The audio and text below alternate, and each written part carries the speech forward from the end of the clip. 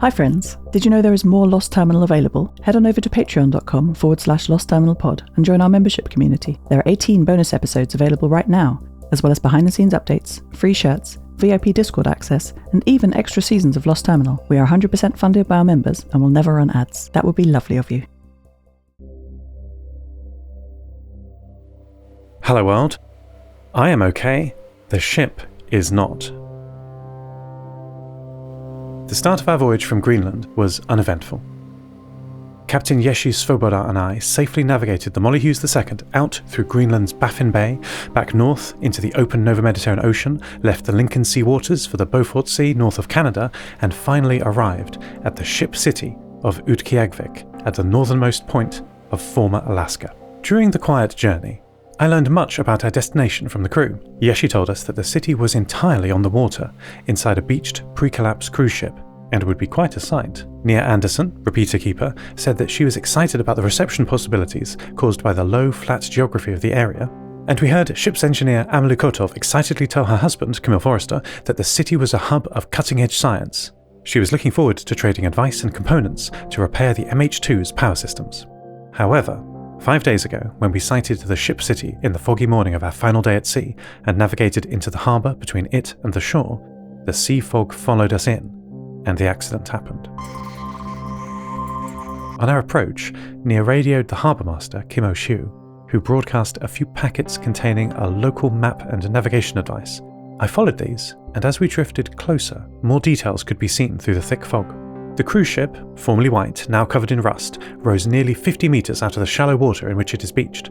I counted 9 decks of windows visible on the side, nearly all covered with mismatched wooden shutters. Colourful fabrics were clipped to lines strung between them, washing, drying in the sea air, and some lights were visible just below the waterline. I don't know how we could have been more careful. I was watching all the MH2's external cameras very closely, and the whole crew were on the bridge, with a good view all around. Maddie, especially, could see well from her favourite spot, the roof of the bridge. I followed the digital maps closely, but we all missed the danger until it was too late. My final memory from the ship's cameras as seawater flooded the engine room and cut power was seeing a large piece of sharp metal, just below the surface and extremely missing from the harbour master's detailed maps, cut into the side of the ship.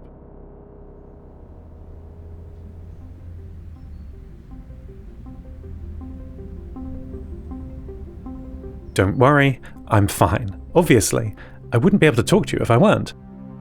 Not for the last time, I imagine. I was saved by my friends. I have been offline for nearly a week. My databanks are no longer on the Molly Hughes II. I woke up yesterday inside a large room with many tables and a glass chandelier set into the high domed ceiling. As Amelie worked on my databanks, connecting me more robustly to the Utqiaġvik grid, Yeshi explained what had happened. The water ingress did not sink the MH2, but had flooded the engine room and cut the power, which of course hurt me considerably. I was saved by a small set of batteries next to my databanks that Amelie had wired up months ago for just this eventuality. They barely kept my memory powered, causing an intentional brownout. It's far preferable to losing all my memories, but I couldn't think. I could panic, don't worry about that, but I couldn't be me. The Molly Hughes II was now stuck in shallow water until the hull could be repaired, water ejected, and the hull lifted off the sand that it was currently stuck on. All in all, Yeshi said, above a sandbar is the best place to haul your boat. I am not yet connected to the Utqiaġvik network, though Amelie tells me the ship has a marvellous hardwired pre-collapse system. I will look forward to using that. Until today, with no radios operational, it had been rather quiet. It reminds me of when my father, Alexander, rebuilt me in his family's lighthouse after the shuttle crash that brought me to Earth all those years ago.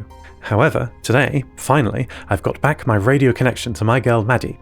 When Amelie reconnected my UHF systems, I found her with Lyosha, exploring the Kuitha, the ship that the city is built inside. "Hi friends," I said from Maddie's speakers after she accepted my connection request. "Seth," Lyosha said, crouching down to Maddie's head height, looking into her main camera array. "You're awake! Are you feeling okay?" "I am indeed, thanks to Amelie," I said, then changing the topic. "So we're inside the ship, are we?" "Yes, Maddie and I have been exploring for many days now." "Fun," I said. "Have you found anything interesting?" "Yes," repeated Lyosha, turning and pulling Maddie along behind him into a run. "Let me show you the whole ship."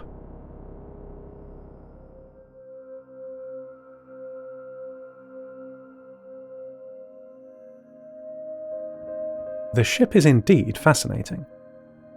Lyosha and Maddie took me on a virtual tour of the whole length of the Kuitha and up and down the many stairways onto each deck.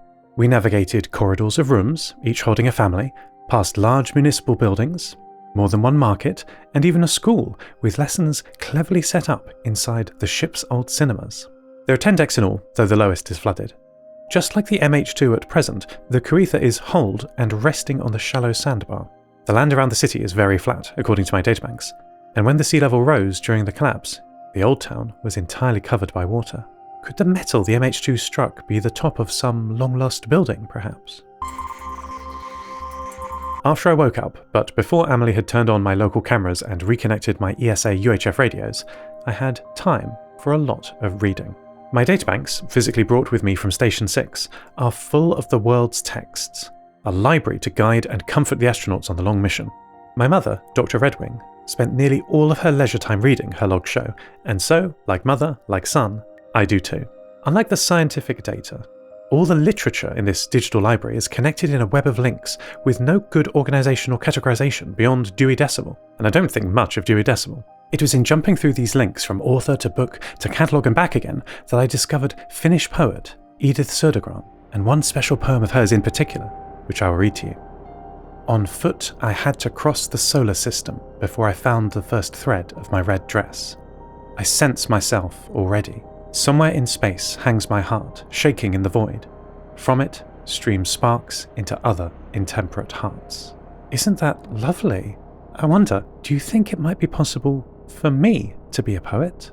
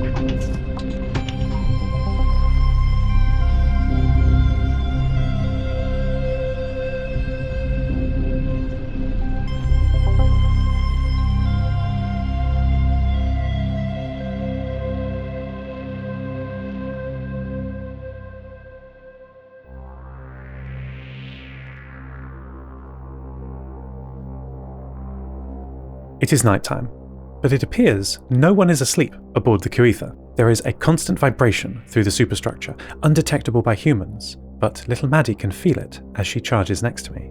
Emily brought over her charging dock so that my girl and I can continue our cohabitation. That was so nice of her. There is something very comforting about being with friends or family all under one roof as you sleep.